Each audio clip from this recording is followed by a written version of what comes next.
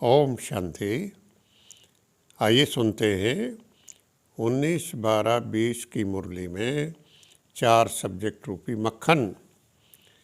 तो ज्ञान के सब्जेक्ट पर बाबा कहते हैं, मैं एक ही बार कल्प के पुरुषोत्तम संगम युग पर आता हूँ, जब भक्ति पूरी होती है।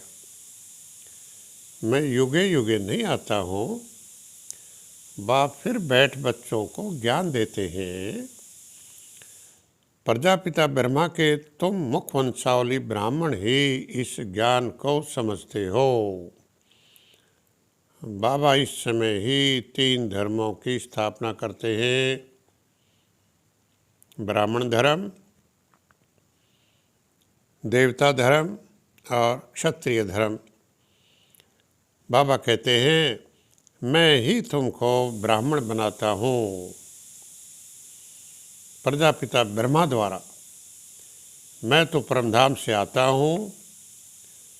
अच्छा, ब्रह्मा कहाँ से आता है? ब्रह्मा तो 84 जन्म लेता है, मैं नहीं लेता हूँ। ब्रह्मा सरस्वती जो ही विष्णु के 2 रूप कौन से लक्ष्मी नारायण बनते हैं, वही 84 जन्म लेते हैं। इनका नाम ब्रह्मा कौन रखता है? बाबा कहते हैं, मैं रखता हूँ, क्योंकि इस यज्ञ की संभाल के लिए ब्राह्मण चाहिए।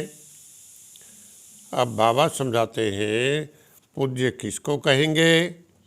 पूज्य वह है जो किसी को भी याद न करे, न बाप को, न किसी के चित्रों को, और न किसी की पूजा आदि करे।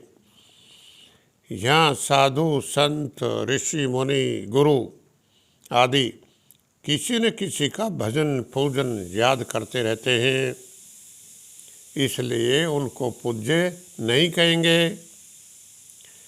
बाबा समझाते हैं, कोई भी देवी देवता या कोई अन्य शरीरधारी को पतित पावन नहीं कहेंगे।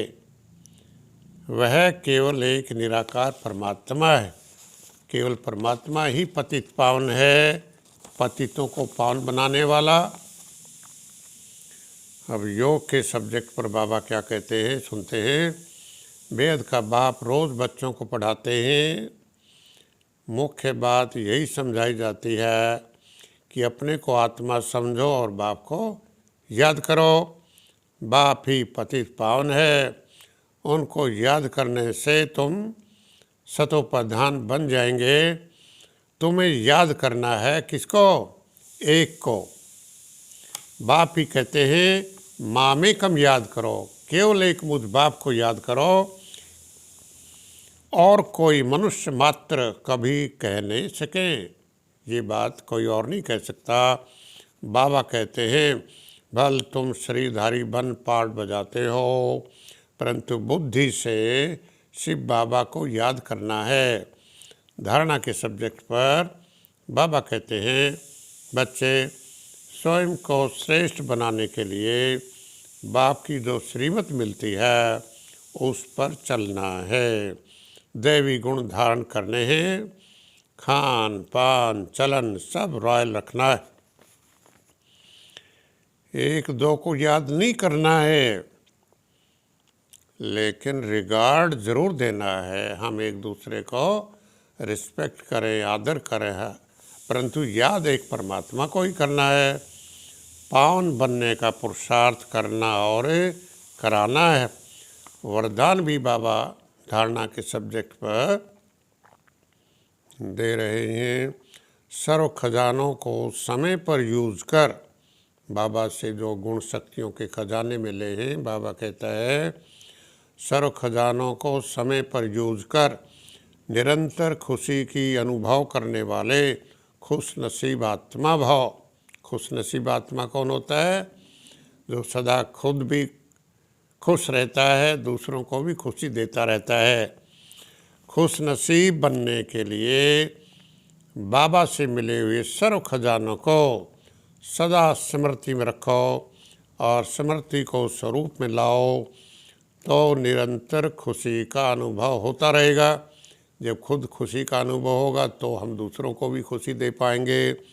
अब स्लोगन भी बाबा धारणा पर, बाप की श्रेष्ठ आशाओं का दीपक जगाने वाले ही कुल दीपक हैं। फिर सुनिए, बाप की श्रेष्ठ आशाओं का दीपक जगाने वाले ही कुल दीपक हैं। सेवा के सब्जेक्ट पर हमारा कुल कौन सा है? ब्राह्मण कुल। हम ब्राह्मण कुल के बाबा के दीपक हैं। सेवा के सब्जेक्ट पर तुम समझा सकते हो कि मंदिरों में 6-8 भुजा वाली देवियां वे अपनी बुद्धि से बनाते हैं। भक्ति मार्ग में ये कौन है यह नहीं जानते। बाबा बताते हैं जो तुम्हें औरों को बताना कि ये विशेष अनन्य आत्माएं पतित पावन बाप की औलाद हैं, जो नई दुनिया की स्थापना के कार्य में मददगार बनती हैं। अच्छा, बाबा का धन्यवाद, आप सबका धन्यवाद। Thank you. ओम शांति।